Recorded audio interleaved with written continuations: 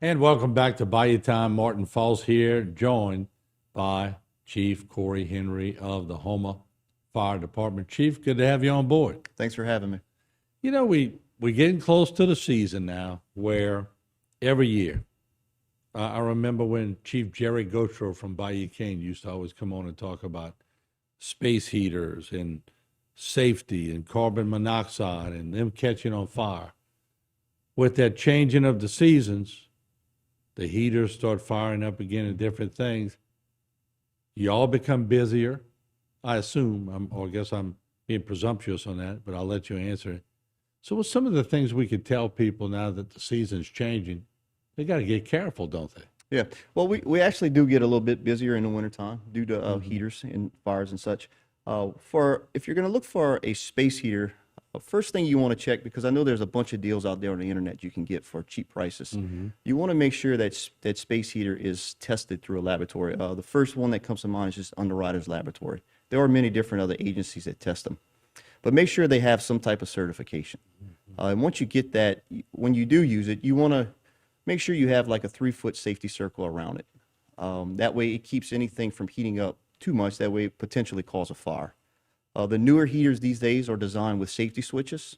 So if they were happen to be knocked over or something, they would automatically shut off. And thermostats where if they reach a predetermined temperature, they'll just shut their self off before a problem occurs.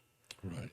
I know that they're probably rolling their eyes in the studio because we have we have a tank in the back, a water tank. And I'm always back there going, don't put the boxes next to the water heater. So, I'm sure y'all see a lot of that.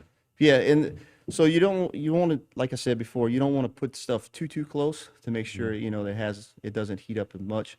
Especially for your water heaters. That brings up another good point. I received a call from an air conditioning company not too long ago with vents. What they're seeing as they're doing these repairs from Hurricane Ida is that either the water heater vents or the heater vents are not connected when their roof are repaired. So then that's going to become a problem with carbon monoxide. Right. So we actually, when I was doing an inspection on one of our stations, after a temporary roof was installed, we found that our water heater vent was not connected properly. So we had to fix it. So that'll be a thing coming into this season, is in making sure that you do check your vents and make sure they are properly installed. But what I was glad to see, you had a guy, I'm not sure I met him, but it's a few months ago, was going around, knocking on businesses, coming in, checking things and making sure. So y'all are being proactive and not reactive. That's great to see. Yes. Yeah. Yep. And another thing you can do too is just make sure, we like to say this, any opportunity we can, is make sure you do have working smoke alarms in your house and even in your business. But it's extremely important in your residence because that's where most fire deaths occur, is in the residence. Make sure you have one in each sleeping area. So each bedroom, you should have one, and outside of each area of that sleeping area.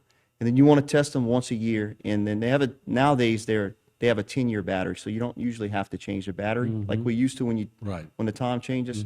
So after 10 years, you just discard it and put in a new one. And if anyone has any questions about installing or anything, they can contact the fire department, and we will go out and install it for them. And the problem with carbon monoxide, you were talking about that earlier, you can't detect it.